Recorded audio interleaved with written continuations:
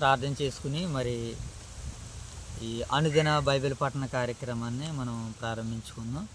ప్రార్థన చేసుకుని మరి ఆదికాండ అనుదిన బైబిల్ పఠన కార్యక్రమాన్ని ప్రారంభించుకుందాం. ప్రియులైన మీ అందరికీ మన రక్షకుడైనటువంటి యేసుక్రీస్తు ప్రభుల వారి నామములో శుభములు వందనములు తెలియజేసుకుంటున్నాను ప్రియులారా. అలాగే మన యొక్క స్థానిక సంఘ దైవ సేవకులు బిఎల్ రాజు గారికి, సంఘ బిడ్డలందరికీ కూడా నా ప్రత్యేకమైనటువంటి వందనాలు తెలియజేసుకుంటూ మరి యొక్క సమయంలో అనుదిన బైబిల్ పఠన కార్యక్రమంలో భాగంగా మరి నేటికి 10 దినాల నుంచి మరి ఆదికాండము డైలీ 4 అధ్యాయాలని మరి చదువుకుంటూ నేటికి 37వ అధ్యాయంలోనికి దేవుడు మరి మనల్ని నడిపించిన విధానాన్ని బట్టి దేవత దేవునికి నా వందనాలు తెలియజేసుకొనిచ్చు మరి యొక్క సమయంలో ప్రార్థనాపూర్వకంగా ప్రార్థన ద్వారాగా నేటి అనుదిన బైబిల్ పఠన కార్యక్రమాన్ని ప్రార్థనతో ప్రారంభించుకుందాం. తరల ఉంచుకుందాం. ప్రార్థన. మహాగణుడైన మా తండ్రి, మహోన్నతుడైన మా దేవ, పరిశుద్ధుడైన మా తండ్రి, మీ ప్రేమ కలిగిన నామానికే స్తుతులు చెల్లించుకుంటున్నాం దేవా. తండ్రి, గత కాలమంతా మీరు మమ్మల్ని కాచి కాపాడి మరొక నూతన వారము, మరొక పునరుత్థానపు దినము, విశ్రాంతి దినంలోనికి, ఆరాధన దినంలోనికి మమ్మల్ని నడిపించు ప్రభువా.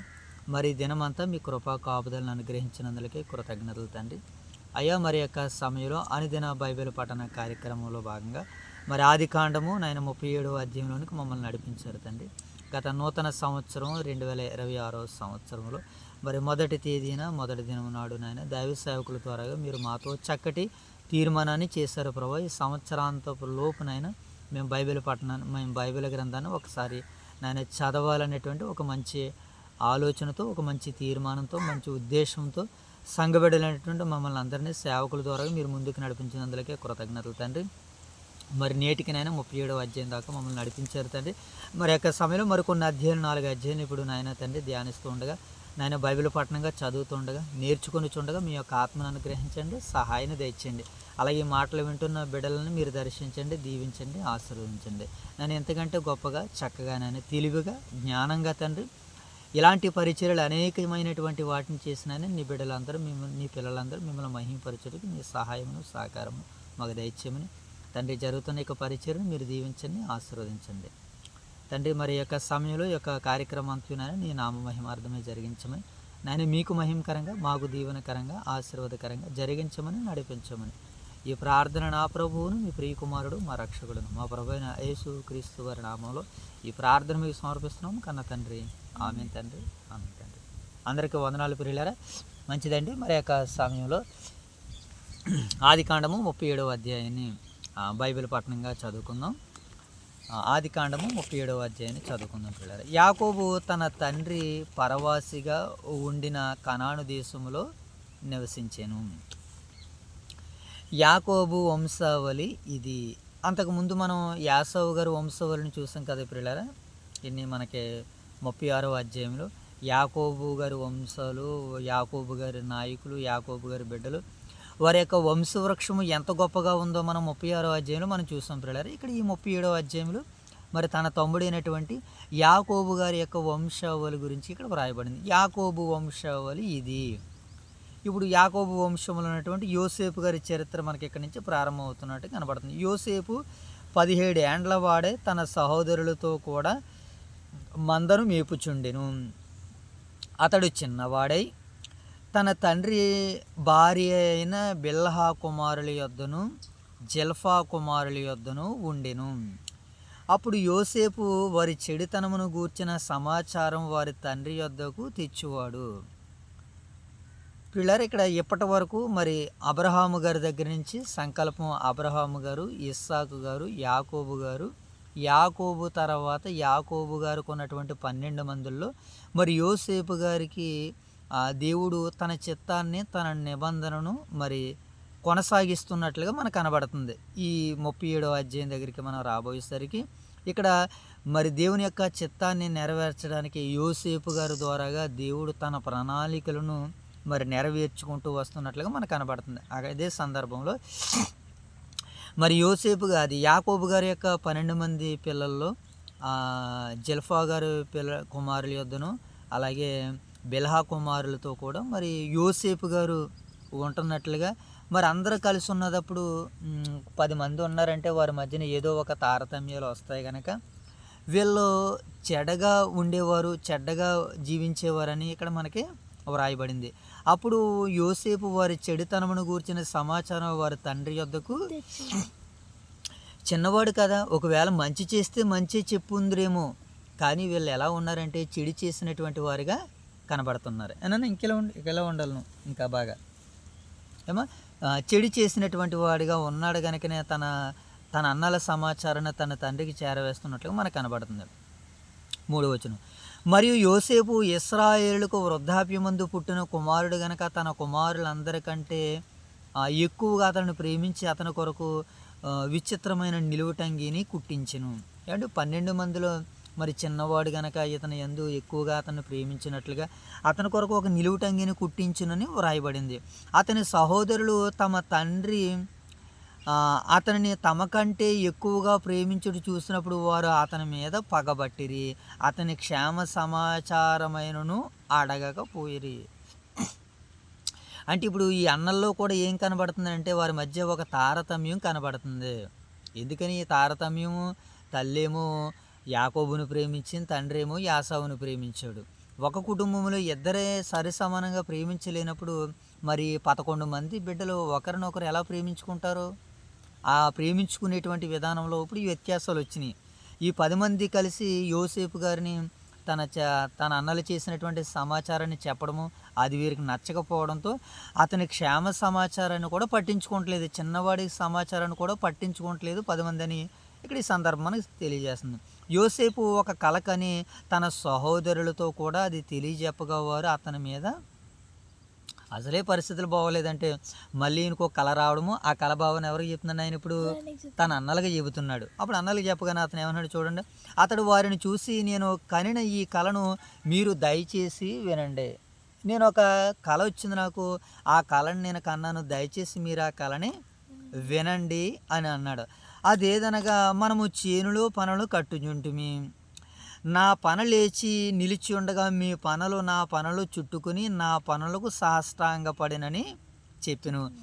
అందుకు అతని సహోదరులు, నీవు నిశ్చయముగా మమ్మల్ని నీయలేదవా, మా మీద నువ్వు అధికారి వగుదువా అని అతనితో చెప్పి అతని కళను బట్టి అతని మాటలను బట్టి అతని మీద మరింత పగబట్టిరి. అసలే వీళ్ళకి ఇప్పుడే సఖ్యత లేదంటే యోసేపు గారి కళ రావడము, కళ వస్తే చిన్నవాడు కదా ప్రియులారా, తన అన్నలకి చెప్పాడు.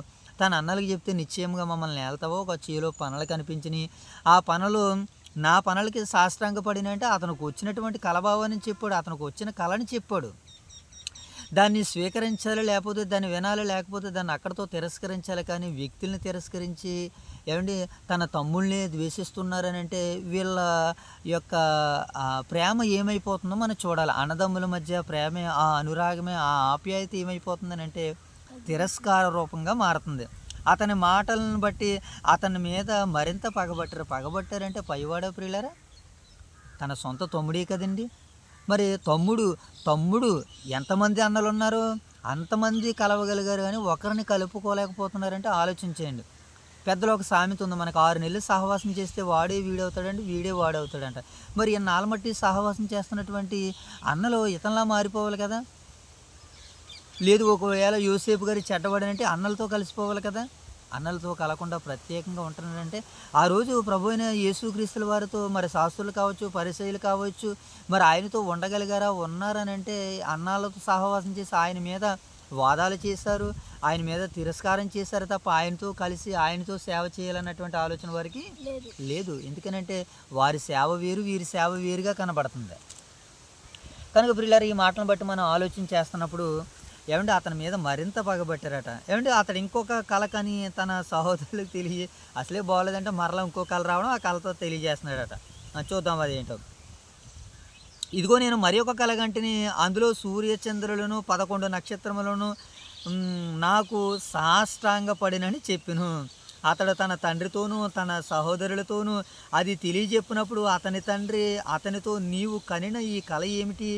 నేనును నీ తల్లియు నీ సహోదరులను నిశ్చయముగా వచ్చి నీకు సాష్టాంగపడుదుమా అని అతనిని తన తండ్రి కూడా ఏం చేస్తున్నాడు, వచ్చిన కళను బట్టి గద్దిస్తున్నాడు. ఏంటి కుమారుడికి ఎలా వస్తుంది? ఒకవేళ దేవుడు ఏమైనా చెప్పాలనుకుంటున్నాడా? దేవుడు ఏమైనా చేయాలనుకుంటున్నాడా? అని ఇలా దైవపరంగా ఆలోచించవలసినటువంటి యాకోబు అతన్ని ఏం చేశాడట? గద్దించాడట ప్రియులారా.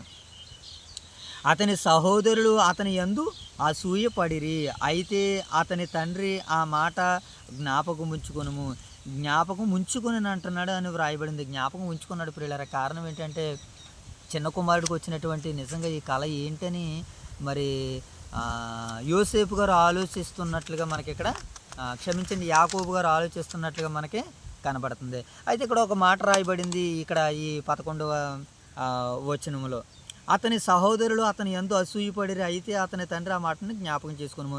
అతని సహోదరులు అతని యందు ఏం చేశారట? అసూయపడ్డారట. చూస్తారా, తన సొంత తమ్ముడి మీదే అసూయ పడుతున్నారంటే ఒకసారి వారి యొక్క ఆలోచన చూడండి ప్రియులారా. ఏమండి, అసూయ ఆరోగ్యానికి ఏమండి హానికరం ప్రియులారా. ఆరోగ్యంగా కాదు అది అసూయ, ఎముకలకు కుళ్ళు అన్నాడు. కనుక మనలో కూడా చాలామంది ఇతరులను చూసి మనం అసూయ పడుతూ ఉంటాం. పక్క వారిని చూసి అసూయ పడుతూ ఉంటాం. ఎదిగే వారిని చూసి అసూయ పడుతూ ఉంటాం. ఏమండి, కనుక మనలో అసూయ అనేటువంటిది దేవుని పిల్లలకి అది ఉండకూడదని వాక్యం మనకి సెలవిస్తుంది. అసూయ ద్వారాగా చాలామంది మరి చనిపోయినట్లుగా కూడా మనకి లేఖన భాగాలు సెలవిస్తాయి పిల్లరా. ఏమండి, ఇస్సాకు గొప్పవాడైనప్పుడు ఫిలిస్తీన్లు అసూయ పడ్డారని మనకి ఏమండి మనం గత కాలంలో చదువుకున్న ఆదికాండం 26వ అధ్యాయంలో ఫిలిస్తీన్లందరూ మరి యోసేపు గొప్పవాడవుతున్నప్పుడు ఆ సంవత్సరం విత్తనం వేసి గొప్పవాడిగా ఉంటున్నప్పుడు అతను యందు ఏం చేశారట? అసూయ పడ్డారు.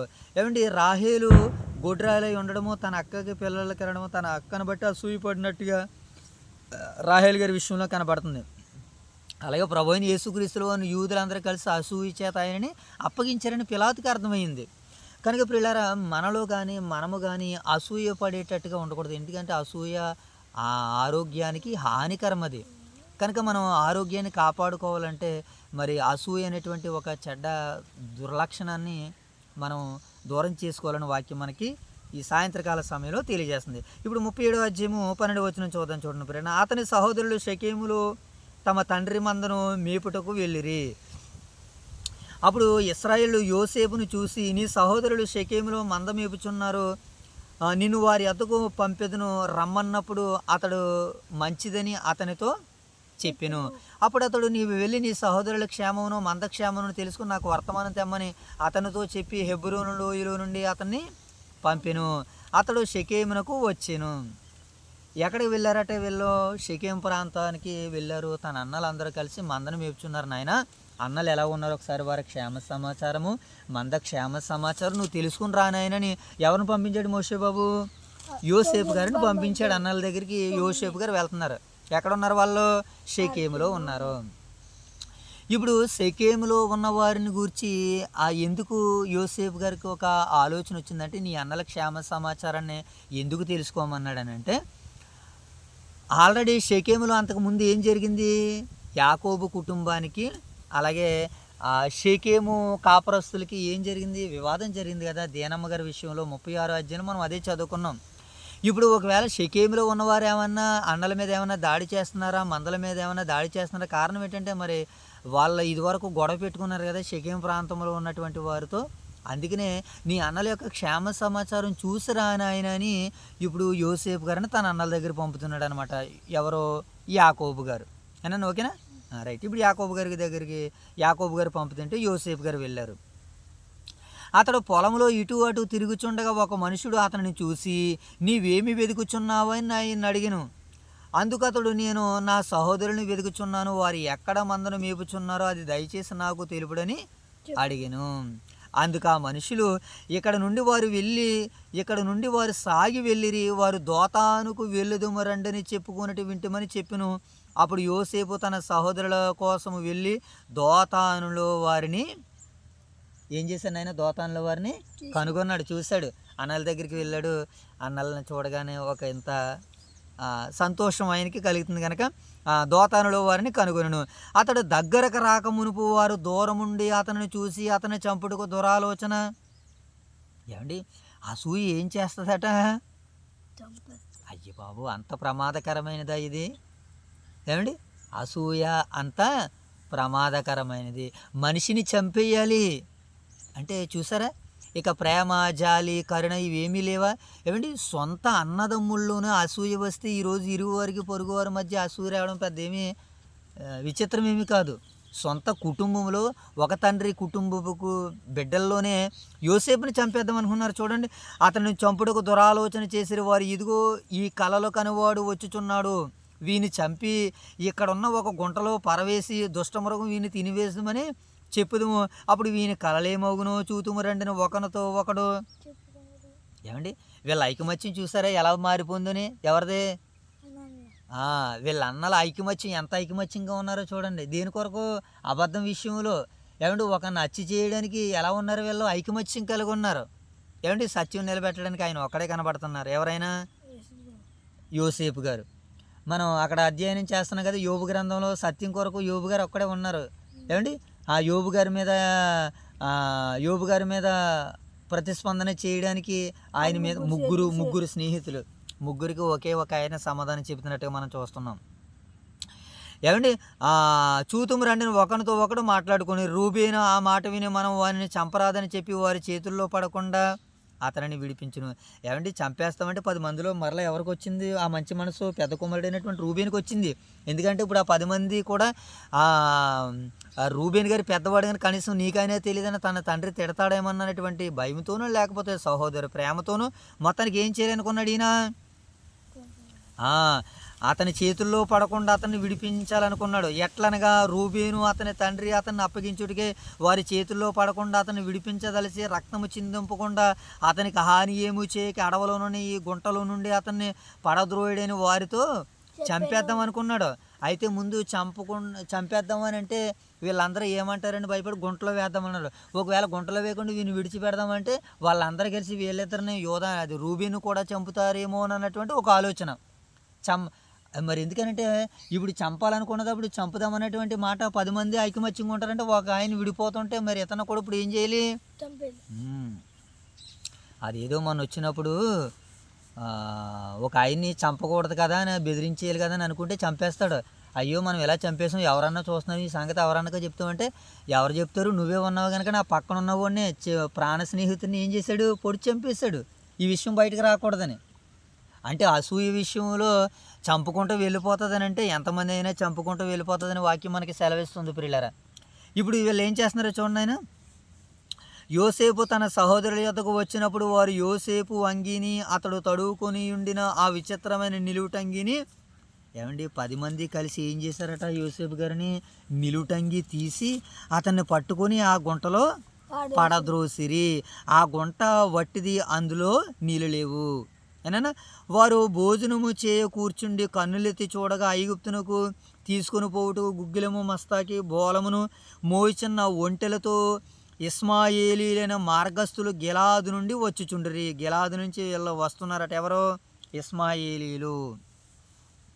ఏనా 26వ వచనం. అప్పుడు యోధ మనము మన సహోదరుని చంపి వాని మరణమును దాన్ని దాచిపెట్టినందున ఏమీ ప్రయోజనం? ఈ ఇస్మాయిల్కు వాని అమ్మివేదుము రండి, వాడు మన సహోదరుడు, మన రక్త సంబంధి కదా, వానికి హాని ఏమీయూ చేయరాదని తన సహోదరులతో చెప్పును. అందుకు అతని సహోదరులు సమ్మతించి మిద్యానీయులైన వర్తకులు ఆ మీదుగా వెళ్ళుచుండగా వారు ఆ గుంట నుండి యోసేపును పైకి తీసి ఇస్మాయేలుకి 20 తులముల వెండికి అతనిని ఎన్ని తులాలకు అమ్మేశారట నాన్న? 20 తులాలకి అమ్మేశారట. మరి యోధా గారు ఎన్ని నాణ్యాలకి అమ్మి వేశారు? ఆయన్ని 30 వెండి నాణ్యాలకి అమ్మి వేసినట్లుగా మనకి యేసుక్రీస్తుల వారి విషయంలో మనకి కనబడుతూ ఉంటుంది పిల్లలు. వారు యోసేపును ఐగుప్తునకు తీసుకుని పోయారు. ఐగుప్తికి అమ్మేశారంటే ఎంతగా అన్నలందరూ కలిసి ఏం చేశారు నాయన? ఐగుప్తీయులకి అమ్మి వేసిరి. వారు యోసేపును ఐగుప్తునకు తీసుకుని పోయిరి. రూబేను ఆ గుంటకు తిరిగి వచ్చినప్పుడు యోసేపు ఆ గుంటలో లేకపోగా అతడు తన బట్టలు చింపుకొని తన సహోదరుల యొద్దకు తిరిగి వెళ్ళి, చిన్నవాడు లేడే, అయ్యో నేను ఎక్కడికి పోవుదును? వారు యోసేపు అంగిని తీసుకొని ఒక మేకపిల్లను చంపి దాని రక్తములో ఆ అంగిని ముంచి ఆ విచిత్రమైన నిలువుటంగిని పంపగా వారు తమ తండ్రి యొద్దకు దానిని తెచ్చి, ఇది మాకు దొరికెను, ఇది నీ కుమారుని అంగి అవునో కాదో గుర్తుపట్టమని. ఏమండి తన తండ్రికే ప్రశ్న వేస్తున్నారట వీళ్ళు. ఏమని? ఇది నీ కుమారునిదో కాదో గుర్తించమని. అంటే వీళ్ళ నేరం చేసి ఆ నేరాన్ని ఎంత గొప్పగా ప్రజెంట్ చేస్తున్నారో చూడండి ప్రియులారా. అవునండి, నేరం చేసేటప్పుడు దుష్టుడు అలాంటి ఆలోచనలు ఇస్తూ ఉంటుంటాడు. అండ్ అన్నలందరూ కలిసి తన తండ్రికే తెచ్చి ఇది నీ కుమారునిదో కాదో గుర్తుపట్టని ఎంత ఈజీగా మాట్లాడుతున్నారో చూడండి వాళ్ళు. యాకోబుని ఎంత సింపుల్గా మోసం చేస్తున్నారు. కాదు చూడు ఒకసారి చెక్ చేసుకుంటున్నారు. అప్పుడు ఏం జరిగింది చూడండి ప్రియులారా. వారు యోసేపు అంగిని తీసుకుని ఒక మేకపిల్లని చంపి దాని రక్తంలో అంగిని ముంచి ఆ విచిత్రమైన నిలువుట అంగిని పంపగా వారు తమ తండ్రి వద్దకు దాన్ని తెచ్చి ఇది మాకు దొరికిన ఇది నీ కుమారుడు అవునో కాదో గుర్తుపట్టమని చెప్పిరి. అతడు దాన్ని గుర్తుపట్టి ఈ అంగీ నా కుమారునిదే, దుష్టమృగం వాని చీల్చి తినివేసును, యోసేపు నిశ్చయముగా చీల్చబడిను. యాకోబు తన బట్టలు చింపుకొని తన నడుమును గోనిపట్ట కట్టుకుని అనేక దినములు తన కుమారుని నిమిత్తం తన కుమారు నిమిత్తం అంగలారుస్తున్నాడంటే, ఏడుస్తున్నాడంటే కారణం ఏంటంటే అంత గొప్పగా అంత చక్కగా మరి యాకోబు గారు యోసేపుని ప్రేమిస్తున్నట్లుగా కనబడుతుంది. అవును ప్రియులారా, మనకి మనం అమితంగా ప్రేమించేవారు దూరం అవుతే ఆ బాధ ఏంటో ఆ కష్టం ఏంటో మనందరికి కూడా అర్థమవుతుంది ప్రియులారా. అలాగే కన్న తండ్రి అయినటువంటి దేవుడు మనందరి పాపాల నిమిత్తం మనందరం చేసినటువంటి తప్పుదాల నిమిత్తం ప్రభు అయిన యేసుక్రీస్తుల వారిని కూడా ఆయన మరి అలాగే కదండి మనందరి కొరకు శిలువలో చిందించబడ్డాడు, రక్తాన్ని చిందించాడు. మరి ఆ తండ్రి పరమందున్నటువంటి తండ్రి ఇంకెంత బాధించుంటాడు చెప్పండి ఒకసారి. మనం ఆలోచించేయాలి ప్రియులారా. యాకోబు గారే ఇన్ని దినాలు మరి తన కుమారు నిమిత్తం అంగలార్చినప్పుడు మరి పరలోకమందున్నటువంటి తండ్రి ఇంకెంతగా అంగలార్చుంటాడు. అతని కుమారులందరూ అతని కుమార్తెలందరూ అతను ఓదార్చడికి యత్నం చేసిరి. అయితే అతడు ఓదార్పు పొందనొల్లక నేను అంగలార్చుచు మృతుల లోకమునకు నా కుమారుని యొద్దకు తిరిగి వెళ్ళేదనని చెప్పి అతని తండ్రి అతని కోసం ఏం చేస్తున్నాడు ప్రియులారా? ఏడుస్తున్నాడండి. తన తండ్రి ఏడుస్తున్నాడంటే ఎంతగా ప్రేమించుంటే ఎంతగా దుఃఖిస్తాడో మనం ఒకసారి అర్థం చేసుకోవాలి ప్రియులారా. అంగలార్చును అతని కుమారులందరూ అతను యత్నం చేశారు. అయితే అతడు ఓదార్పు నొందనక అంగలార్చు నేను మృతుల్లోకి నా కుమారుని ఎదురు వీళ్ళని చెప్పి తన తండ్రి కోసము తన కుమారుని కోసము తన తండ్రిని కోసం ఏడ్చెను. మిద్యానీయులు ఐగుప్తునకు అతనిని తీసుకుని పోయి, మిద్యానీయులు ఎక్కడ తీసుకుని వెళ్ళారట నాయన? ఐగుప్తునకు యోసేపు గారిని తీసుకుని పోయి ఫరో యొక్క ఉద్యోగస్తుడును రాజు సంరక్షక సేనాధిపతి అయిన పోతీఫరునకు అతనిని అమ్మివేసును. పోతీఫరు అనేటువంటి ఒక ఆయనకి యోసేపు గారిని అమ్మివేశారు. ఇక్కడ ఈ 37వ అధ్యాయంలో మనం అర్థం చేసుకోవలసినటువంటి సందర్భాలు ఏంటంటే ప్రియులారా, యాకోబు గారికి వృద్ధాప్యమందు పుట్టినటువంటి కుమారుడే 12 మందిలో ఒకరే యోసేపు గారు. యోసేపు గారు గూర్చినటువంటి వర్తమానము, యోసేపు గారు గూర్చినటువంటి తొలి పరిచయం మనకి 37వ అధ్యాయం నుంచి ఈయన పరిచయం మనకి ప్రారంభమవుతుంది. అప్పటి వరకు మరి అబ్రహాం గారి దగ్గర నుంచి దేవుని చిత్తం నెరవేర్చినటువంటి తర్వాత మరలా ఇప్పుడు దేవుడు తన నిబంధన తన చిత్తాన్ని యోసేపు గారి ద్వారాగా కొనసాగిస్తున్నట్లుగా మనకి కనబడుతుంది. యోసేపు గారి ద్వారాగా దేవుడు మరి తన చిత్తాన్ని కొనసాగిస్తున్నట్లుగా మనకు కనబడుతుంది. అందుకని యోసేపు గారు మరి యాకోబు గారి చిన్న కుమారుడు కనుక తన అన్నలతో సహవాసం చేస్తూ ఉన్నప్పుడు తన అన్నలందరూ మరి చెడుగా ఉంటున్నప్పుడు తండ్రి గారికి ఆ సమాచారాన్ని అందించడము, తండ్రి వారిని గద్దించడము, కుమారులందరూ కలిసి మరి యోసేపు గారి మీద పగబెట్టడం, ఒకానొక సందర్భంలో అతను చంపేయాలన్నటువంటి ఆలోచన కలిగి ఉండడం, మరి మిద్యానీయులకు అమ్మివేయడము, మిద్యానీయులు ఐగుప్తులో పోతీఫరునికి యోసేపు గారిని అమ్మివేసినట్లుగా మరి ఈ 37వ అధ్యాయం మనకి సెలవిస్తుంది ప్రియులారా. ఇక 38వ అధ్యాయాన్ని మనం చదువుకుందామండి. 38వ అధ్యాయము 1వ వచనం చదువుకుందాం. ఆ కాలమందు యోధా తన సహోదరులను విడిచి హేరాను ఒక అదుల్లాముని యొద్ద ఉండుటకు వెళ్ళెను. ఇక్కడ 38వ అధ్యాయంలో యోధా గారి గురించి వ్రాయబడుతున్నటువంటి సందర్భాలు యాకోబు గారి కుమారుడైనటువంటి యోధా గారి గురించి మాట్లాడుతూ అక్కడ షూయ అను ఒక కనానీని కుమార్తెను యోధా చూసి ఆమెను తీసుకొని ఆమెతో పోయెను. ఆమె గర్భవతి కుమారుని కనగా అతడు వానికి ఏరు అని పేరు పెట్టును. ఆమె మరలా గర్భవతి కుమారుని కని వానికి ఓనానను పేరు పెట్టును. ఆమె మరలా గర్భవతి కుమారుని కని వానికి షేలా అను పేరు పెట్టును. ఆమె వీనిని కనినప్పుడు అతడు కజీబులో ఉండెను. ఎవరట ఈయన? యాకోబు గారు 12 మంది పిల్లల్లో ఒకరైనటువంటి యోధా గారు. యోధా గారి యొక్క వంశవృక్షము, యోధా గారి యొక్క చరిత్ర, ఈయన గూర్చినటువంటి పరిచయం మనకి కనబడుతుంది. యోసేపు గారి పరిచయాన్ని మనం 37 అధ్యాయంలో చూసాం కదా, యాకోబు గారి కుమారులు యోసేపు గారిని గురించి. అదే యాకోబు గారి కుమారుల్లో ఒకరైనటువంటి మరి యోధా గారి గురించి కూడా మరికొంత భాగం రాయబడింది. ఆయన వంశవృక్షం కనబడుతుంది. ఆమె యోధా ఒక ఆమెను చూడడము, ఆమెను తీసుకుని పోయి మరి ఆమెతో ఉండడము, ఆమె గర్భవతి అవ్వడము, అతనికి 2 బిడ్డలు పుట్టడము, ముగ్గురు బిడ్డలు పుట్టినట్లుగా ఏరు, వానాను, షేలా అనువారు పుట్టినట్లుగా, వీళ్ళ కనినప్పుడు వీళ్ళు కజీలో ఉన్నట్లుగా మనకి కనబడుతుంది 38 అధ్యాయం మొదటి భాగంలో.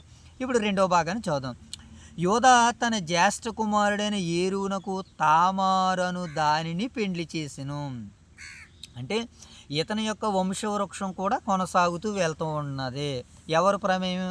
యాకోబు గారి ప్రమేయము, దేవుని ప్రమేయం ప్రస్తుతానికి లేనట్టుగా మనకు కనబడుతుంది. యోధా జ్యేష్ఠ కుమారుడైన ఏరు యెహోవా దృష్టికి చెడ్డవాడిగా యెహోవా దృష్టికి చెడ్డవాడు కనుక యెహోవా అతన్ని ఏం చేసెను? చంపాడట. అంటే దైవ నిర్ణయం కూడా కలిగి ఉందని చెప్పడానికి మనకి ఇక్కడ కనబడుతుంది. ఏరు యెహోవా దృష్టికి చెడ్డవాడు కనుక యెహోవా అతనిని చంపెను. అప్పుడు యోధా వానానుతో, నీ అన్న భార్య యొద్దకు వెళ్ళి మరిదిధరము జరిగించి నీ అన్నకు సంతానము కలగజేయమని చెప్పును. అంటే ఆనాటికే మరిదిధర్మము, సంతాన ధర్మము మరి ఆదికాండం నుంచే ప్రారంభమైనట్లుగా మనకి లేఖనాల్లో స్పష్టంగా కనబడుతుంది. వానాను ఆ సంతానము తనది కాదని ఎరిగి ఆమెతో పోయినప్పుడు తన అన్నకు సంతానము కలుగజేయకుండానట్లు తన రేతస్సును నేలను విడిచును. అంటే బిడ్డలు పుట్టకుండా వారి యొక్క కలయికలో మరి ఇతను నేలని తన రేతస్సును విడిచినట్లుగా మనకు కనబడుతుంది. అతడు చేసినది యెహోవా దృష్టికి చెడ్డది కనుక ఆయన అతన్ని కూడా, అంటే రెండవ కుమారుని కూడా దేవుడే వారిని మొత్తినట్లుగా, చంపినట్లుగా లేఖన భాగం మనకి సెలవిస్తుంది. అప్పుడు యోధా ఇతడు కూడా ఇతని అన్నవలే చనిపోయినేమో అనుకుని, నా కుమారుడైన షేలా పెద్దవాడగ వరకు నీ తండ్రి ఎంట విధవరాలుగా ఉండమని తన కోడలైన తామారుతో చెప్పెను. కాబట్టి తామారు వెళ్ళి తన తండ్రి ఎంట నివసించెను. చాలా దినములైన తర్వాత షూయా కుమార్తె అయిన యోధా భార్య చనిపోయిను. తర్వాత యోధా దుఃఖ నివారణ పొంది అదుల్లామీడైన షేరాను తన స్నేహితునితో తిమ్నాతునకు వెళ్ళి తన గొర్రెబొచ్చు కత్తిరించు వారి యొద్దకు వెళ్ళెను. దాని మామ తన గొర్రెల బొచ్చు కత్తిరించుటకు తిమ్నాతునకు వెళ్ళుచుండనని తామారునకు తెలపబడిను. అప్పుడు షేలా పెద్దవాడైనప్పటికీ తాను అతనికి ఇయ్యకుండుట చూసి తన వైదవ్య వస్త్రములను తీసివేసి ముసుగు వేసుకుని శరీరమంతయు కప్పుకొని తిమ్నాతునకు పోవు మార్గము నుండి యానాయిము ద్వారమున కూర్చుండగా యోధా ఆమెను చూసి ఆమె తన ముఖము కప్పుకొనినందున వేశ్య అనుకుని ఆ మార్గమున ఆమె దగ్గరకు పోయి ఆమె తన కోడలని తెలియకే నీతో పోయేదను రమ్మని చెప్పెను. అందుకు ఆమె, నీవు నాతో వచ్చిన ఎడల నాకేమిత్తు అని అడిగను. అందుకు అతడు, నేను మందలో నుండి ఒక మేకపిల్లను ప్రియులారా, నేను మందలో నుండి ఒక మేకపిల్లను ఇచ్చేదనని, అందుకతడు నేను మందలో నుండి ఒక మేకపిల్లను నీకు పంపేదనని చెప్పినప్పుడు ఆమె, అది పంపు వరకు ఏమైనా కొదువు పెట్టమని సరే అని చెప్పెను. అతడు, నేను నీ యొద్ద ఏమి కొదువ పెట్టవలనని అడిగినప్పుడు ఆమె, నీ ముద్రయు దాని ఉంగరమును నీ చేతి కర్రను అని చెప్పాను. అతడు వాటిని ఆమెకి ఇచ్చి ఆమెతో పోయిను. ఆమె అతని వలన గర్భవతి అయిను. అంటే ఇక్కడ సందర్భం ఏంటంటే ప్రియులారా, యోధా గారి కోడలు తామారు గారు తన చిన్న కుమారుడైనటువంటి ఆయన ఎవరంటే హేరా. ఈ హేరా పెద్దవాడైనా సరే తనకి ఇవ్వలేదనేటువంటి ఒక ఆలోచన కలిగి యోధా ఏం చేస్తున్నాడనంటే, ఇప్పుడు తిమ్నాతునకు తన స్నేహితుని వద్దకు వెళ్తున్నాడు.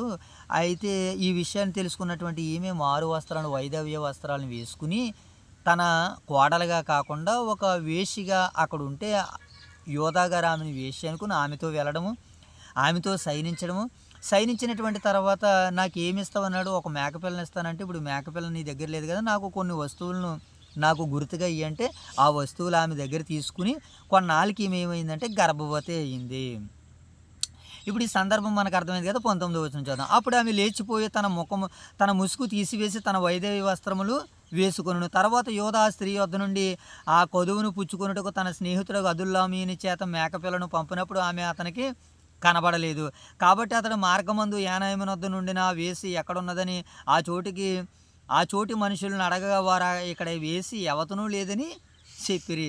కాబట్టి అతడు యోధా యొద్దకు తిరిగి వెళ్ళి ఆమె నాకు కనబడలేదు, మరి ఆ చోటు మనుషులు ఇక్కడ వేసి ఎవతూ రాలేదని చెప్పిరని అతను అనినప్పుడు యోధా మనల్ని అపహాస్యము చేసేదిరేమో, ఆమె వాటిని ఉంచుకొననిమ్ము, ఇదిగో నేను ఈ మేక పిల్లను పంపితనని ఆమె నీకు కనబడలేదు అనెను. ఆమె నీకు కనబడలేదని అనెను.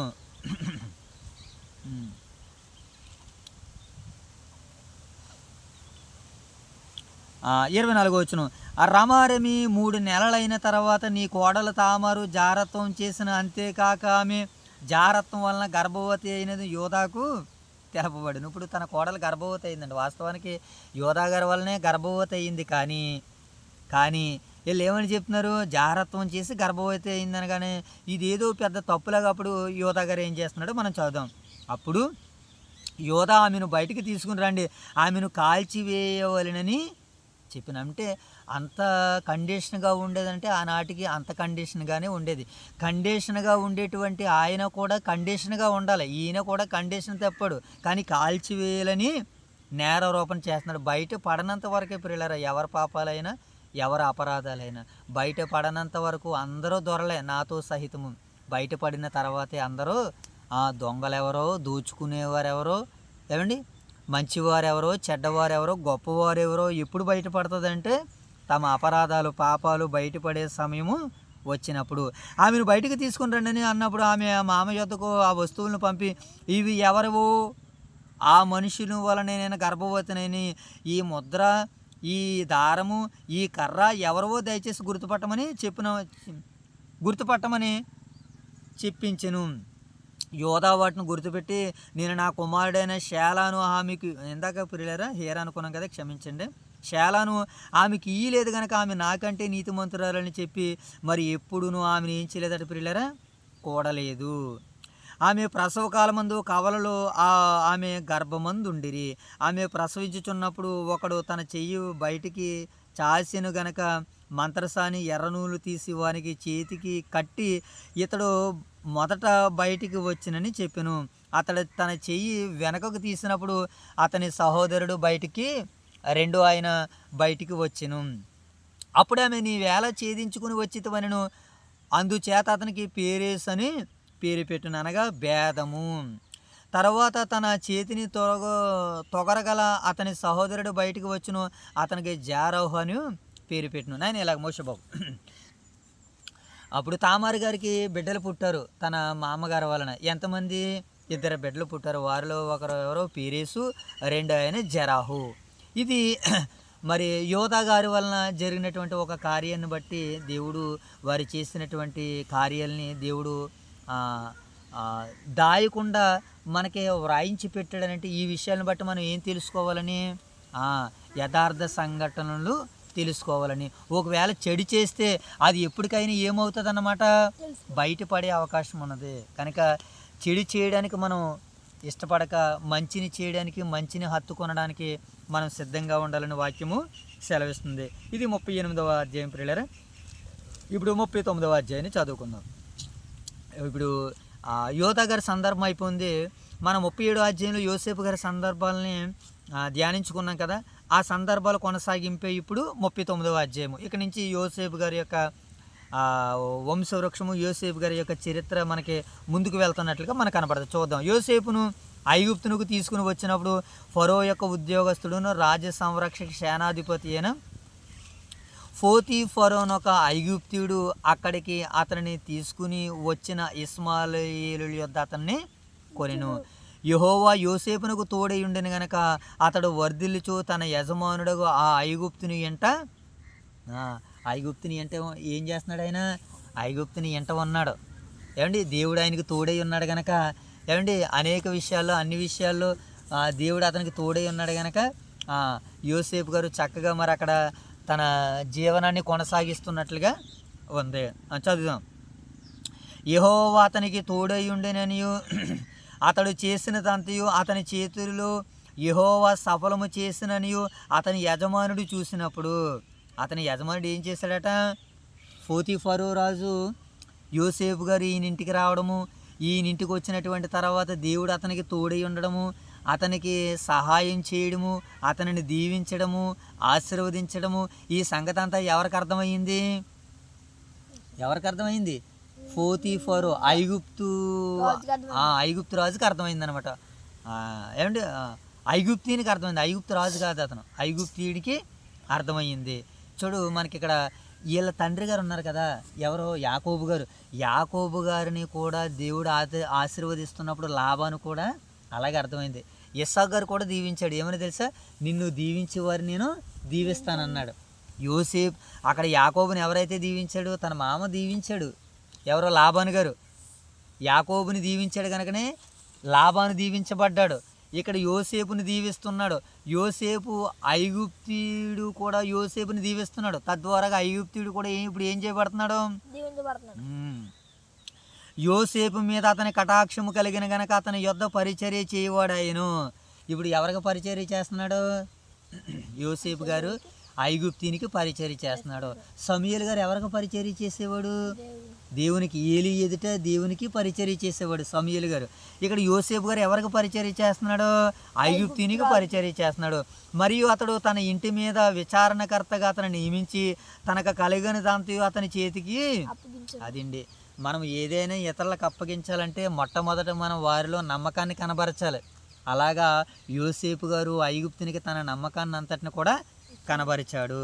అండ్ అతడు తన ఇంటి మీద తన కలిగినది అంతటి మీదను అతని విచారణకర్తగా నియమించిన కాలం మొదలుకొని యెహోవా యోసేపు నిమిత్తం ఐగుప్తుని ఇంటిని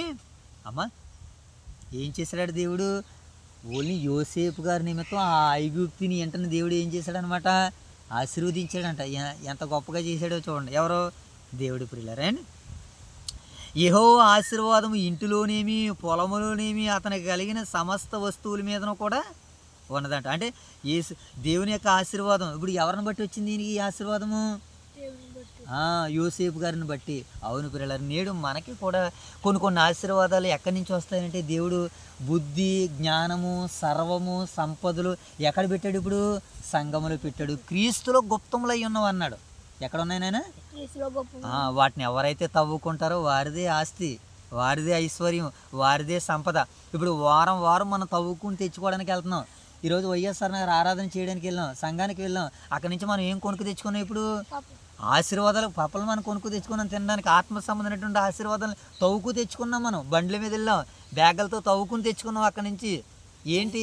ఏంటి ఆశీర్వాదాలు? ఆయుష్ అనేటువంటి ఆశీర్వాదము, ఆనందం అనేటువంటి ఆశీర్వాదము, ఏమండి ప్రేమించే ఐశ్వర్యము, ఏమండి ఆత్మ సంబంధమైనటువంటి ఆశీర్వాదాలు తెచ్చుకున్నాం మనం. కనుక మనలో ప్రతి ఒక్కరూ ప్రియులారా ఇలాంటి ఆశీర్వాదాలు మనకు కావాలంటే దేవుడు యోసేపును బట్టి ఐగుప్తీయుల ఇంట మీద ఉన్న వారిని అందరినీ కూడా ఆశీర్వదించెను. యెహోవా ఆశీర్వాదం ఇంటిలోనేమి పొలములోనేమి అతను కలిగిన సమస్తము మీదను ఉండెను. అతడు తన కలిగినదంతయు యోసేపు చేతికి అప్పగించి, అతడు తన కలిగినదంతా ఎవరికి అప్పగించాడంటే ఆయన యోసేపు అప్పగించి, తాను ఆహారము తినుడు తప్ప తనకి ఏమి ఉన్నదో లేదో విచారించువాడు కాడు. యోసేపు రూపవంతుడును సుందరుడునై. మరలా ఈ హీరో ఎలాగున్నారట? రూపవంతుడిగా ఉన్నాడు. బేగెళ్ళి వచ్చేయాలి అన్నా, ప్రార్థన చేయాలను. యోసేపు ఎలాగున్నాడంటే ప్రియులారా రూపవంతుడిగా ఉన్నాడు, ఏమండి అలాగే సుందరుడిగా కూడా ఉన్నాడటండి ఆయన. అటు తర్వాత అతని యజమానుని భార్య యోసేపు మీద కన్ను వేసి తనతో శయనించమని చెప్పెను.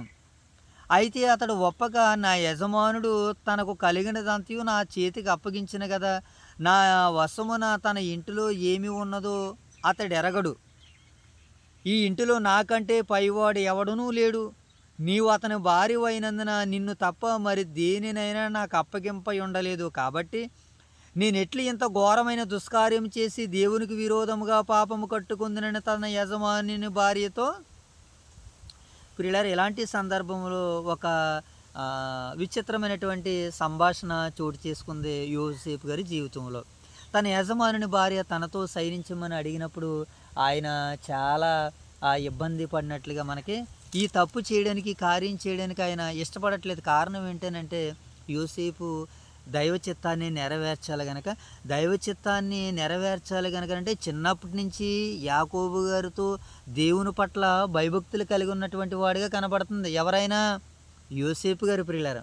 కనుక ఇలాంటి తప్పిద కార్యాలు చేయడానికి ఇతరులు ప్రేరేపించిన ఈయనకి ఆ ప్రేరేపణ లేదు. మొట్టమొదటిగా తన యజమానురాలైనటువంటి భార్య ప్రేరేపించగానే ఆ ప్రేరేపణకు ఒప్పుకోకుండా ఒక యవన ప్రాయంలో ఒక యువకుడు అలా నిలబడగలిగాడనంటే ఇదంతా మనకి ఆయన సవాలు విసురుతున్నాడు ప్రియులారా. ఈ రోజుకి ఇంకా శరీరేచ్ఛలని జయించలేని, నెరవేర్చలేని వారందరికీ యోసేపు ఒక ఉదాహరణగా మనకు కనబడుతున్నాడు. కనుక ఇలాంటి విషయాల్లో మనము యవనస్తులుగా చాలామంది ఏమండి ఆ వయసు గతించినటువంటి వారిలో కూడా ఇలాంటి ఆలోచనలు, ఉద్దేశాలు వచ్చినప్పుడు దైవక నియమాన్ని నెరవేర్చాలనుకున్నటువంటి ప్రతి ఒక్కరు కూడా ఇలాంటి సందర్భాలను చదువుతున్నప్పుడు ప్రియులారా మరి మనకు ఒకంత ఆలోచన రాక తప్పదండి. అలాంటి సందర్భంలో పరాయి దేశంలో పరాయివాడిగా ఉంటున్నప్పుడు ఏమండి తాను ఆ తప్పుదము, ఆ పొరపాటు చేస్తే తన లైఫ్ అప్పటికి ఈజీగానే కనబడుతున్నాం. కానీ పరలోకమందున్నటువంటి దేవుని చిత్తము కాదని కేవలం ఆయన అలా తప్పు చేయకుండా ఉన్నాడంటే దానికి ప్రధాన కారణం ఆయన నేర్చుకున్న ఆ భక్తి భావాలే ఆయన ఆ ప్రమాదం నుంచి, ఆ తప్పు నుంచి ఆయన్ని తప్పించి నీ ప్రియులారా. అవునండి, ఈరోజు కొన్నింటిలో మనం పడకుండా ఉంటున్నామనంటే మనం విశ్వసిస్తూ మనం చేస్తున్నటువంటి ఆ భక్తి భావాలే వీటికి కొన్నింటికి నిదర్శనాలు ప్రియులారా. సరే చదుదాం. దినదినము ఆమె యోసేపుతో మాట్లాడుచుండిన కానీ అతడు ఆమెతో శయనించుటకైనను ఆమెతో నుండుటకైనను ఆమె మాట విన్నవాడు కాడు ప్రియులారా. ఎందుకనంటే యజమానుడు నమ్మడండి కనుక ఆ యజమానుడు నమ్మాడు కనుక యజమానుని మీదే ఆధారపడి ఉన్నాడు కనుక తన యజమాని నిమిత్తము దినదినము ఎన్నిసార్లు అన్నా సరే ఆవిడ మాట అయినా వినలేదు ప్రియులారా. అట్లుండగా ఒకనాడు అతడు తన మీద తన పని మీద ఇంటిలోనికి వెళ్ళినప్పుడు ఇంటి మనుషులు ఎవరునూ అక్కడ లేరు. అప్పుడు ఆమె అతని వస్త్రము పట్టుకుని తనతో సైనిపమని చెప్పగా అతడు తన వస్త్రమును ఆమె చేతిలో విడిచిపెట్టి తప్పించుకుని బయటికి పారిపోయెను. అతడు తన వస్త్రమును ఆమె చేతిలో విడిచి తప్పించుకొని పోవుట ఆమె చూసినప్పుడు తన ఇంటి మనుషులను పిలిపించి, చూడి ఇతడు మనలను ఎగతాళి చేయుట ఒక హెబ్రీని మన యొద్దకు తెచ్చి ఉన్నాడు. నాతో శయనించమని వీడు నా యొద్దకు రాగా నేను పెద్ద కేక వేసి తిని, నేను బిగ్గరగా కేక వేయుట వాడు విని నా దగ్గర తన వస్త్రమును విడిచిపెట్టి తప్పించుకుని బయటికి పారిపోయినని వారితో చెప్పి అతని యజమానుడి ఇంటికి వచ్చే వరకు అతని వస్త్రము అతని దగ్గర ఉంచుకుని అప్పుడు ఆమె తన భర్తతో ఈ మాట చొప్పున చెప్పెను, నీవు మన యొద్ద తెచ్చిన హెబ్రీ దాసుడు నన్ను ఎగతాళి చేయుటకు నా యొద్దకు వచ్చెను. నేను బిగ్గరగా కేక వేసినప్పుడు వాడు తన వస్త్రము నా దగ్గర విడిచిపెట్టి తప్పించుకుని బయటికి పారిపోయెనెను. కాబట్టి అతని యజమానుడు ఇట్లా నీ దాసుడు నన్ను చేసినని తన భార్య తనతో చెప్పిన మాట విన్నప్పుడు కోపముతో మండిపడి, అవును కదా ప్రియులారా, నేను ఆశ్రయాన్ని ఇస్తే, నేను ఇక్కడ ఉండమని అతనికి సెలవిస్తే ఇతను చేసినటువంటి పనితీరు, ఇతను చేసిన పని ఎలాగుంది, బాగోలేదు. నేను ఆశ్రయాన్ని ఇచ్చాను, నేను అన్నీ చూస్తున్నాను, నా దగ్గర అణిగిమణిగి ఉండవలసినటువంటి ఇతను నా భార్యతోనే శయనించాలనుకుంటున్నాడనంటే అన్న కోపంతో మండిపడి అతను పట్టుకుని రాజ ఖైదీలు బంధింపబడి చెరసాలలో వేయించును. అంటే అతను వాదన విన్నాడో లేదో మనకు తెలియదు, తన భార్య వాదన మాత్రమే విన్నాడు. మనం కూడా అంతే ప్రియులారా, పాపం చేసేటప్పుడు ఇంకా మన వాదన ఉండదండి. పాపము చేయనప్పుడు కూడా మన వాదన ఉండదు. పాపము చేయకుండానే కొన్నింటిని కూడా మనము అనుభవించాలి. ఏ పాపం చేశారని ప్రభువు అయిన యేసుక్రీస్తుల వారు సిలువ వేయబడ్డారు? ఏ పాపము చేయలేదండి, కేవలం అసూయ వలన ఆయన సిలువ వేయబడ్డాడు. ఇక్కడ యోసేపు గారు కూడా వట్టి పుణ్యాన్న ఆయన ఏం చేయబడుతున్నాడంటే చెరసాలకు వెళ్తున్నాడు. నీతి నిమిత్తం మీరు హింసింపబడినను మీరు ధన్యులే అన్నటువంటి మాటను మనం జ్ఞాపకం చేసుకుంటూ అతను పట్టుకుని రాజు ఖైదీలు బంధింపబడి చెరసాలలో వేయించును, అక్కడ చెరసాలలో ఉండిను. అయితే యెహోవా యోసేపునకు తోడయుండి, అంటే ఎలాంటి ప్రమాద స్థితిలో కూడా దేవుడు ఆయనకి ఎలా ఉన్నాడంటే తోడై ఉన్నాడు. ఎలా తోడై ఉన్నాడు? చెరసాల్లో వేయించాడు, లేకపోతే అప్పుడే చెరసాల్లో ఉరి తీయించుంటే, అప్పుడే ఖడ్గంతో నరికించునుంటే, ఇవన్నీ జరగకుండా ఉండాలంటే ఏం చేయాలన్నమాట? దైవ చిత్తం వీరి ద్వారాగా నెరవేరాలి. వీరి ద్వారాగా దైవ చిత్తం ఎలా నెరవేరుతుందో యోసేపు గారి ద్వారా మనకు తెలియాలంటే ముందుగా దీన్ని అంతటినీ నడిపిస్తుంది, దీన్ని అంతటినీ జరిగిస్తుంది ఎవరనంటే దేవుడే. నిజంగా ఇప్పుడు వాస్తవానికి యోసేపును దేవుడు పరీక్షిస్తున్నాడా? అవును ప్రియులారా, పరీక్షిస్తున్నాడు. ఈరోజు యోసేపు మాదిరిగానే నిన్ను నన్ను పరీక్షిస్తున్నాడు. ఎలాగా? యోసేపు భార్య గారి ద్వారా, క్షమించండి, ఫరో ఐగుప్తుని భార్య ద్వారాగా యోసేపును పరీక్షించాడు. మరి నిన్ను నన్ను, నువ్వు వేటినైతే దేవుని కంటే ఎక్కువగా ప్రేమిస్తావో వాటిని బట్టి దేవుడు నిన్ను పరీక్షిస్తాడు. నిన్ను పరీక్షించడానికి దేవుడు ఎవరిని వాడుకుంటాడన్నమాట? ఇప్పుడు ఇరుగువారిని, పొరుగువారిని వాడుకుంటాడు.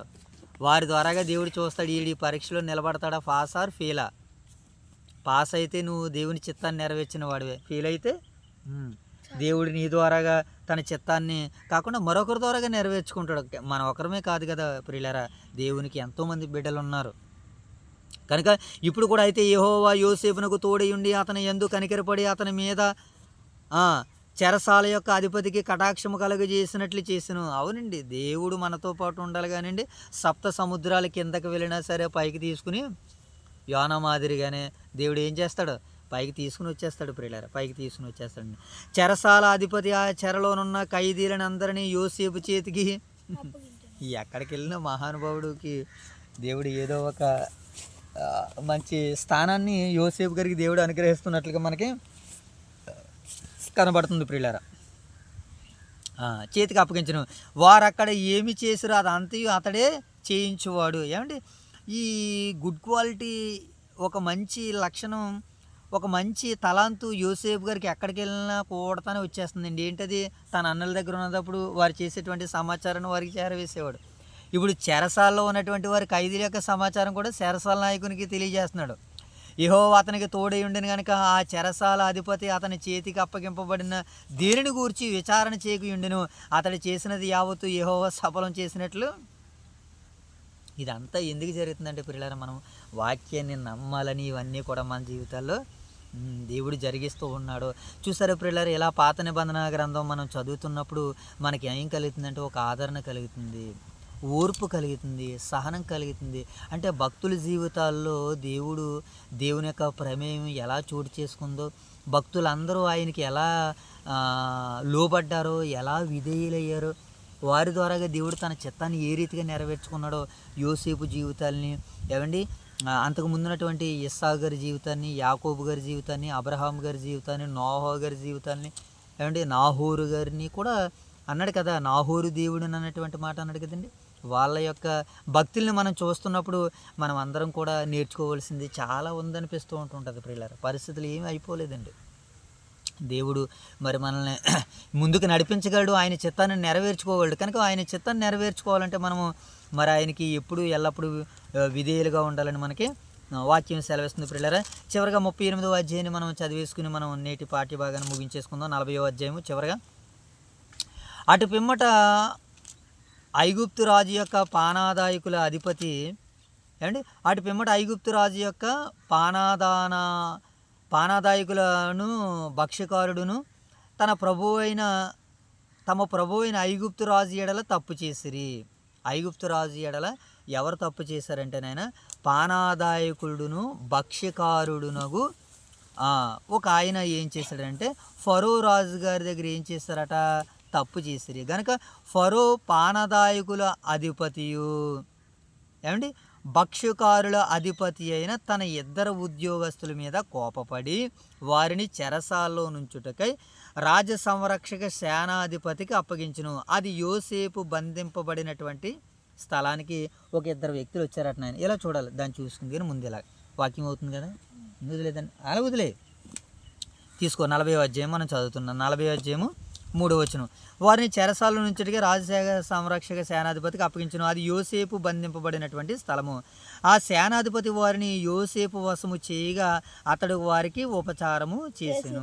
ఆ సేనాధిపతి వారిని యోసేపు వశం చేయగా అతడు వారికి ఉపచారం చేసెను. వారు కొన్ని దినములు కావలిలో నుండిన తర్వాత వారిద్దరూ అనగా చెరసాల్లో బంధింపబడిన ఐగుప్తు రాజు యొక్క పానాదాయకుడును భక్ష్యకారుడును ఒక్క రాత్రి అందే కలలు కనిరి. ఒక్కొక్కడు వేరు వేరు భావముల కలలు వీళ్ళిద్దరు కళలు కన్నారట. కళల భావం ఎవరు చెప్పేవారు? కళల భావం ఎవరు చెప్పేవారు? నేను యోసేపు గారు చెప్పేవారు. ఇప్పుడు యోసేపు గారు కళల భావం చెప్పేవారు కనుక వీళ్ళిద్దరు కళ రాగానే తెల్లవారినప్పుడు యోసేపు వారి వద్దకు వచ్చి వారిని చూడగా వారు చింతాక్రాంతులై, ఆ యోసేపు మంచి వైద్యుడినైనా, యోబు గారి స్నేహితుల్లాగా పనికి మాలిన వైద్యులు కాదు, కానీ ఆ యోసేపు గారు ఎవరట? మంచి వైద్యుడైన. ఏం వైద్యుడు మనం చూద్దాం. అందుకు అతడు నేడు తెల్లవారినప్పుడు యోసేపు వారి యొద్దకు వచ్చి వారిని చూడగా వారు చింతాక్రాంతులై ఉండిరి. అతడు ఎందుచేత నేడి మీ ముఖములు చిన్నబోయి ఉన్నవి? తన యజమానుని ఇంట తనతో కావలి అన్నందున ఫరో ఉద్యోగస్తులను అడిగెను. అందుకు వారు, మేము కలలు కంటిమి, వాటి భావము చెప్పగలవారు ఎవరునూ లేరని తనతో ననగా యోసేపు వారిని చూసి, భావములు చెప్పుట దేవుని ఆధీనమే కదా అన్నాడు. చూడండి పిల్లలు, అవునండి. ఏం చెప్పుటనైనా? భావములు చెప్పుట, కలల భావాన్ని చెప్పుట ఎవరి వశమటది? దేవుని ఆధీనమే కదా. మీరు దయచేసి ఆ కళను నాకు వివరించి చెప్పుడెనను. అప్పుడు పానాదాయకుల అధిపతి యోసేపును చూసి, నా కలలో ఒక ద్రాక్షవల్లి నా ఎదుట నుండెను. ఆ ద్రాక్షవల్లికి 3 తీగలు ఉండెను. అది చిగురించినట్లు ఉండెను. దాని పువ్వులు వికసించెను. ఏమండి, దాని తీగలు పండి ద్రాక్ష ఫలాలు ఆయెను. మరియు ఫరో గిన్నె నా చేతిలో నుండెను. ఆ ద్రాక్ష ఫలములు నేను పట్టుకొని ఫరో గిన్నెలో వాటిని పిండి ఆ గిన్నె ఫరో చేతికి ఇచ్చితిని. తన కళను తనతో వివరించమని చెప్పును. జరిగింది ఏమంటట? ఒక ద్రాక్ష చెట్టు వచ్చింది, దానికి ఫలాలు కాసింది. ద్రాక్ష రసాన్ని పిండి ఎవరికి ఇచ్చారట? యోసేపు గారు. ఎవరిచ్చారట? భక్ష్యకారుడు తన రాజుకి ఇచ్చానని ఒక ఆయన కళ చెప్పాడు అనమాట. ఇది మొదట ఆయన కళ. అప్పుడు యోసేపు దాని భావం ఇదే, 3 తీగలు 3 దినాలు. ఎంత బాగా చెప్తున్నాడు చూడండి యోసేపు గారు. అంటే దాని భావాన్ని ఎంత బాగా అర్థం చేసుకున్నారు. అవును ప్రియుల, ఈరోజు కూడా ఈ పరిశుద్ధ గ్రంథాన్ని చదివి మనము కూడా దేవుని మనసుని పరిపూర్ణంగా సంపూర్ణంగా అర్థం చేసుకుని ఏం చేయాలి, ఇతరులకి వాక్యాన్ని చెబితే వారు కూడా సంతోషిస్తారు. వారు కూడా ఏం చేస్తారు నాయన? ఆనందిస్తారు. ఆ కళభావాన్ని ఎంత గొప్పగా చెబుతున్నాడు చూడండి. అప్పుడు యోసేపు దాని భావం ఇదే, 3 తీగలు 3 దినములు. ఇంకా 3 దినములలోగా ఫరో నీ తలను పైకెత్తి నీ ఉద్యోగము నీకు మరలా ఇప్పించును. నీవు అతనికి పానాదాయకుడు ఉన్ననాటి మర్యాద చొప్పున ఫరో గిన్నెను అతని చేతికి అప్పగించేదవు. కాబట్టి నీకు క్షేమం కలిగినప్పుడు నన్ను జ్ఞాపకం చేసుకుని నా యందు కనికరించి ఫరో నిన్ను గూర్చి మాట్లాడి ఈ ఇంటిలో నుండి నన్ను బయటికి రప్పించుము. ఏలయనగా నేను హెబ్రీల దేశంలో నుండి దొంగిలింపబడితిని. అది నిశ్చయము. మరియు ఈ చెరసాలలో నన్ను వేటుకు ఇక్కడ సహాయము నేను ఇక్కడ సహా నేను ఏమీ చేయలేదని అతనితో చెప్పాను. అంటే అతను చెప్తున్నాడు అనమాట. పానాదాయకుల అధిపతికి ఏమంటున్నాడంటే, నీ ఉద్యోగం నీకు మరలా వచ్చేస్తుంది. నీకు ఉద్యోగం వచ్చిన తర్వాత నన్ను ఒకసారి జ్ఞాపకం చేసుకొని ఈ పానాదాయకుల అధిపతితో యోసేపు గారు మాట్లాడుతున్నటువంటి మొదటి సందర్భం అన్నమాట ఇది. ఇప్పుడు రెండో సందర్భం. ఇప్పుడు భక్ష్యకారుల అధిపతి కూడా ఒక కళ వచ్చిందన్నాడు కదా. ఇప్పుడు 16వ వచనం చదువు. 16వ వచనం చూడండి, ఏమని రాయబడింది? 16వ వచనం. అతడు తెలిపిన భావం మంచిదని భక్ష్యకారుల అధిపతికి చూసి అతనితో ఇట్లనెను, నేను ఒక కల కంటిని. ఇదిగో తెల్లని పిండి వంటలు గల 3 గంపలు నా తల మీద ఉండెను. మీది గంపలో ఫరో నిమిత్తము సమస్త విధములైన పిండి వంటలు ఉండెను. పక్షులు నా తల మీదను నా గంపలో నుండి వాటిని తీసుకొని తినుచుండెను. అందుకు యోసేపు దాని భావం ఇదే, ఆ 3 గంపలు 3 దినాలు. 3 ద్రాక్ష అక్కడ అన్నాడు కదా, 3 తీగలు అన్నాడు కదా, 3 ద్రాక్ష తీగలు అన్నాడు కదా, 3 ద్రాక్ష తీగలు 3 రోజులు అన్నాడు కదా. ఇక్కడ ఈయన కూడా ఏమొచ్చిందట? 3 గంపలు వచ్చినాయట. ఆ 3 గంపలు 3 దినాలు. ఇంకా 3 దినములలోగా ఫరో నీ మీద నుండి నీ తలను పైకెత్తి మ్రాను మీద నిన్ను వ్రేలాడి దీను, అప్పుడు పక్షులు నీ మీద నుండి నీ మాంసమును తినివేయనని ఉత్తరం ఇచ్చెను. చూసారా, ఒక ఆయన నేరం చేశాడు, ఒక ఆయన నేరం చేయలేదు. నేరం చేయలేని వానికి చేయని దాన్ని బట్టి అతని ఉద్యోగం అతనికి మరలా వస్తుంది అన్నాడు, చేసిన నేరాన్ని బట్టి అతనికి శిక్ష విధింపబడుతుందని ఒక ఆయనకి సెలవిచ్చాడు. ప్రియులరా, ఏమండి, ఇది భక్ష్యకారులకి పానాదాయకులకి వచ్చినటువంటి కలభావాన్ని యోసేపు గారు తెలియజేశారు. ఇప్పుడు 20వ వచనం చివరి సందర్భం. 3వ దినమందు జరిగినదేమనగా, ఆ దినము ఫరో జన్మదినము గనక అతడు తన సేవకులందరికీ విందు చేయించి. ఏనన్నా ఈ బైబిల్ గ్రంథంలో మొట్టమొదటిసారి మనకి ఎప్పటి వరకు మనం చదివినప్పుడు జన్మదినం ఒక ఆయనది జరుగుతుంది. ఎవరైనా ఫరో జన్మదినం అని రాయబడింది. అతడు తన సేవకులందరికీ విందు చేయించి వారి నడుమ పానాదాయకుల అధిపతి తలను భక్ష్యకారుల అధిపతి తలను వాళ్ళిద్దరి తలను పైకెత్తాడట. ఎప్పుడు జన్మదినం కార్యక్రమం ఉన్నాడు. పానాదాయకుల అధిపతి ఉద్యోగం మరలా అతనికి వచ్చిన గనక అతడు ఫరో చేతికి గిన్నె నిచ్చును. అంటే ఇతడు చేసినటువంటి తప్పుదాలు అపరాధాలు అది న్యాయ నిర్ణయాలు నిర్దేశమని ఆయన ఉద్యోగం ఆయనకు మరలా వచ్చింది. మరియు యోసేపు వారికి తెలిపిన భావం చొప్పున భక్ష్యకారుల అధిపతిని వ్రేలాడ దీయించెను. అయితే పానాదాయకుల అధిపతి యోసేపును జ్ఞాపకం చేసుకొనక అతనిని మర్చిపోయాను. కారణం ఏంటి? అతను ఉద్యోగంలో అతను ఉండిపోయాడు కనుక అతను ఏం చేశాడు? ఇంకా యోసేపు గారిని మర్చిపోయాడు. నన్ను మర్చిపోకుండా యోసేపు గారు ఏం చేయమన్నాడు? జ్ఞాపకం చేసుకోమన్నాడు.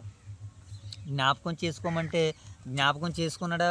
పానాదాయకుల అధిపతి జ్ఞాపకము చేసుకోలేదు, మర్చిపోయాడు అని వ్రాయబడింది.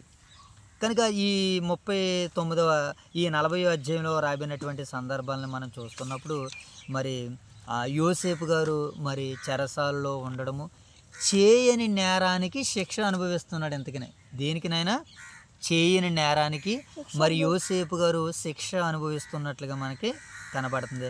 అలా శిక్ష అనుభవిస్తున్నప్పుడు చెరలో ఇద్దరు పానాదాయకుల అధిపతి భక్ష్యకారులు వారిద్దరికీ కల రావడము, ఆ కళల భావాన్ని చెప్పడము, దయతో నన్ను జ్ఞాపకం చేసుకోండి అంటే వీళ్ళెవ్వరూ కూడా మరి యోసేపు గారిని జ్ఞాపకం చేసుకోలేనట్టుగానే మనకి కనబడుతుంది.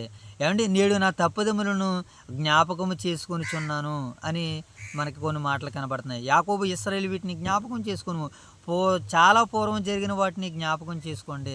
నా ప్రజలు లెక్కలేనన్ని దినములు నన్ను మరిచి ఉన్నారంటే జ్ఞాపకం చేసుకోవడం లేదు. కనుక మేలు పొందిన వారు ఎవరైనా సరే మరి చిన్నవారిని జ్ఞాపకం చేసుకుంటారంటే జ్ఞాపకం చేసుకోరు. కానీ దేవుడు సమస్తము అందరినీ ఏం చేస్తారు? నాయనా అందరినీ జ్ఞాపకం చేసుకుంటాడు. మనం అందుకనే ప్రార్థనలు ఏమని చేస్తాం? దేవునికి, దేవా దయతో నీ బిడ్డలందరినీ కృపతో దయతో జ్ఞాపకం చేసుకోండి తండ్రిని. ఎదుటివారు చేసేటువంటి మంచి కార్యాలను బట్టి దేవునికి మనం విజ్ఞాపన చేస్తూ ఉంటుంటాం, జ్ఞాపకం చేసుకుంటూ ఉంటుంటాం. కనుక మరి యోసేపు గారికి ప్రస్తుతానికి భక్ష్యకారుల అధిపతి అయితే జ్ఞాపకం చేసుకోలేదు. మరి దేవుడు ఎలా ఆయన జ్ఞాపకం చేసుకుంటున్నాడో, ఏ రీతిగా ఆయన చిత్తాన్ని నెరవేర్చుకుంటున్నాడో, యోసేపు గారికి దేవుడు తోడై ఉండనని వ్రాయబడింది కదా. అలా తోడై ఉన్నప్పుడు దేవుడు ఎలాంటి కార్యాలు చేశాడో మరి రేపటి 41వ అధ్యాయం ద్వారాగా మనం నేర్చుకుని తెలుసుకునేటువంటి ప్రయత్నాలు చేద్దాం. అంతవరకు దేవుని యొక్క మహాకృప కాపుదల మీకును నాకును మనందరికీ తోడై ఉండను గాక. ఆమేన్. ప్రియులారా, ప్రార్థన చేసుకుందాం. మోషేబా ప్రార్థన.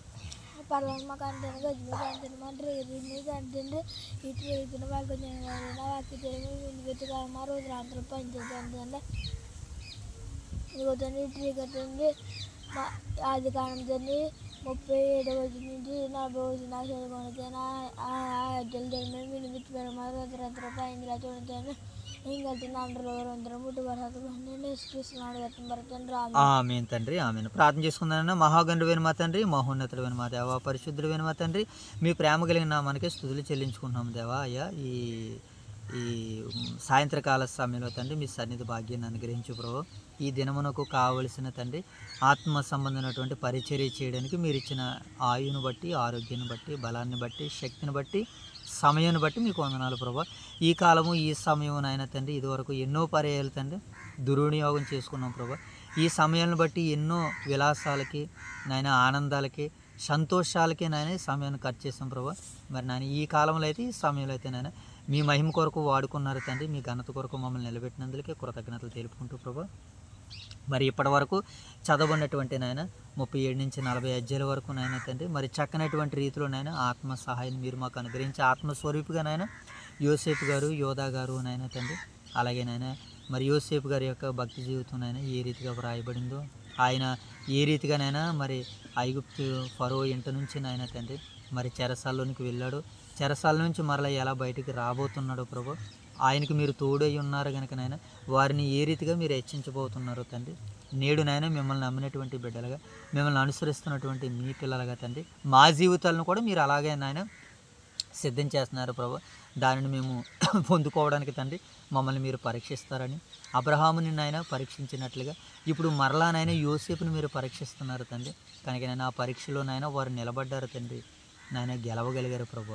నేడు నాయన మా పరీక్షల్లో కూడా మేము నిలబడగలుగుటకు గెలవగలుగుటకు మీ సహాయాన్నిచ్చి మమ్మల్ని ముందుకు నడిపించమని తండ్రి ఈ దినమంతా మీ కృపా కాపుదలతో నాయన ఇప్పటివరకు నడిపించారు తండ్రి ఇక ముందున్నటువంటి సమయం అంతట్లోనైనా మీ కృపతో మీ కాపుదలతో మమ్మల్ని కప్పమని కాయమని వేడుకుంటూ నాయన ఇంతటి పరిచయలో తండ్రి నాయన తండ్రి మరి ముందుకు వెళ్ళినటువంటి నాయన సహకరించినటువంటి బిడ్డలు ఇరువును బట్టి మీకు కృతజ్ఞతలు తెలియకుంటూ తండ్రి అలాగే ప్రభు యొక్క పరిచయను వీక్షిస్తున్న ఈ బిడ్డలందరూ మీరు దర్శించండి దీవించండి ఆశీర్వదించండి ఈ పరిచర్య చేయడానికి నాయన మీరు మమ్మల్ని ప్రేరేపించిన విధానాన్ని బట్టి నాయన ఈ ప్రేరేపణకు నాయన చక్కటి తీర్మానాలు చేసినటువంటి మా ప్రియులు దైవసేవకులు రాజుగారిని బట్టి వారి కుటుంబాన్ని బట్టి నాయన మీకు స్తుతులు చెల్లించుకుంటూ నాయన తండ్రి సంఘాలని రెండు నాయన వైఎస్ఆర్ ఊదిరి సంఘాలు మీరు దీవించి ఆశీర్వదించి కాచి కాపాడమని తండ్రి మరొక పర్యాయం ప్రభావ మీ పాద సన్నిధిలో మీ సేవలో భాగంగా నేను మరికొన్ని అధ్యాయాలని మరికొన్ని ధ్యానాలని మేము నేను ఇటు రీతిగా ముందుకు వెళ్ళడానికి మీ సహాయం సహకారం మాకు అనుగ్రహించమని ఈ ప్రార్థన అంతటినే నా ప్రభువును మీ ప్రియకుమారుడు మా రక్షకుడైన మా ప్రభు యేసుక్రీస్తు వారి నామములో ఈ ప్రార్థన మీకు సమర్పిస్తున్నాం మా కన్న తండ్రి ఆమెన్